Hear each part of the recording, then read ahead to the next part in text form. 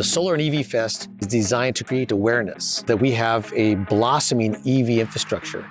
Yeah, is it about listening to some music? Sure. Maybe going to have some good food made by some local food vendors? Why not? But the most important, our mission, if we make any impact at all, is to get into the newspaper, get into the press, and let people know that the solar and EV industry this is a job incubator, and it revolves around putting people to work, getting people trained, specifically in the electrical and the solar industries. If we can do that and help people's lives in the process, then I think we're on our mark. There's going to be a lot more electric vehicle infrastructure in the future that needs to be installed. So there's going to be more jobs there. Not too many people currently are servicing electric vehicles, so that's another opportunity there as well. North Bend has a lot of engaged dealerships and other entities that are really, pushing electrification at the forefront, which is really exciting to see. One of the economies that helps the Southern Oregon coast is our tourism and hospitality economy. Without visitors from far and away, from different countries, all the way down to visitors from within our own state. Without these peoples visiting us and seeing what our adventure coast has to offer, we would have a lot of folks unemployed.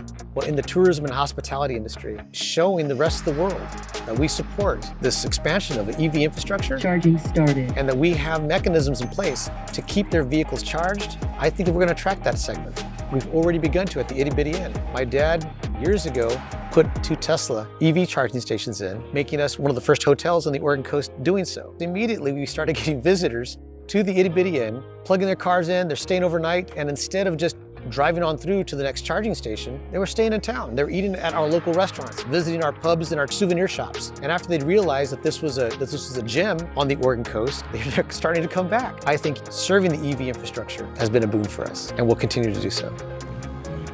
The event had 3 simultaneous locations over 2 days. It's 2 blocks away on Union Street. We have ragtime bands, rock bands, grunge bands, and food carts. So folks are able to take advantage of that when they're visiting the EV Fest. And then on the other location, over on Colorado and Sherman, at the Itty Bitty Inn, we have more music, coffee by Bridgeview Coffee. We have snacks made by So It Goes Coffee House in Coos Bay. So guests are able to visit that location, listen to some music, have some coffee, get some snacks, get some shirts, get some swag brought to us by the National Drive Electric Week.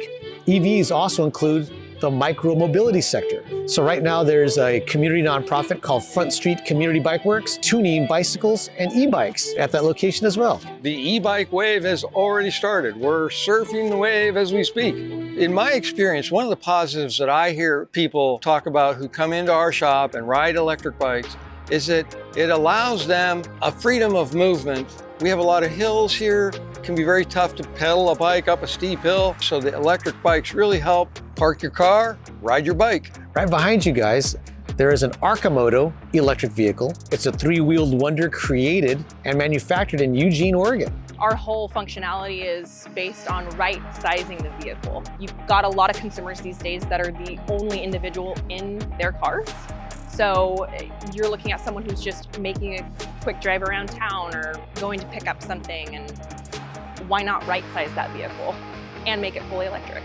Enthusiasts who already have EVs, they brought their cars out here too to give people some demo rides and let people understand their impact. This year's event would not be as impactful if it was not for the city of North Bend, Oregon.